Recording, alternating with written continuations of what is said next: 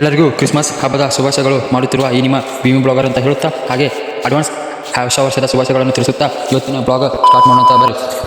ಇವತ್ತಿನ blog start ಆಗಿದ್ದ ದನಗಳಿಗೆ ಸ್ವಾಗಿ ತರಕ್ಕೆ ಹೋದಾಗ ಸ್ಟಾರ್ಟ್ ಆಗೈತೆ ನೋಡ್ರಿ. ಸ್ವಾಗಿ ಹರ್ಕೊಂಡು ನಮ್ಮ ಪೈನ ಮನೆ ಕಡೆ ಅಂತ ಹೊಂಟ್ಬಿಟ್ವಿ. ಸೀದಾ ಮನೆಗೆ ಬಂದು ಸ್ವಾಗಿ ಇದ್ರ ಮನೆಗೆ ಹೋಗೋದ ಸೀದಾ ನಾನು ಮತ್ತು ನಮ್ಮ ಅಪ್ಪ ಮುದ್ದೆ ಬಳಕೆ ಹೊಂಟ್ಬಿಟ್ಟು ನೋಡ್ರಿ. ಮುದ್ದೆ ಬಳಕೆ ಹಾಕೊಂತೀವಿ ಅಂದ್ರೆ ಮುಂದೆ ವಿಡಿಯೋದಾಗ ನೀವು ನೋಡಕ್ಕಂತ ಬರ್ರಿ.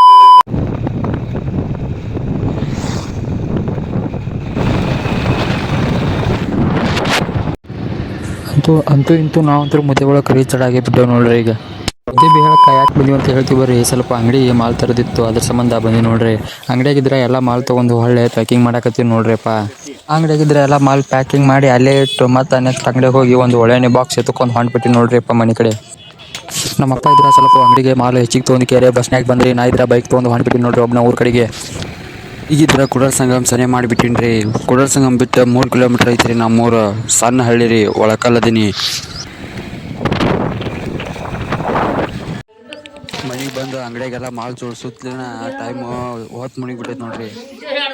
ಇವತ್ತಿನ ಬ್ಲಾಗ್ ಇದ್ರೆ ಇಲ್ಲಿಗೆ ಮುಗಿಸೋಣಂತ. ಲೈಕ್ ಮಾಡಿ, ಶೇರ್ ಮಾಡಿ, ಸಬ್ಸ್ಕ್ರೈಬ್ ಮಾಡ್ರಿ. ಮತ್ತೆ ನೆಕ್ಸ್ಟ್ ಸಿಗುಮ್.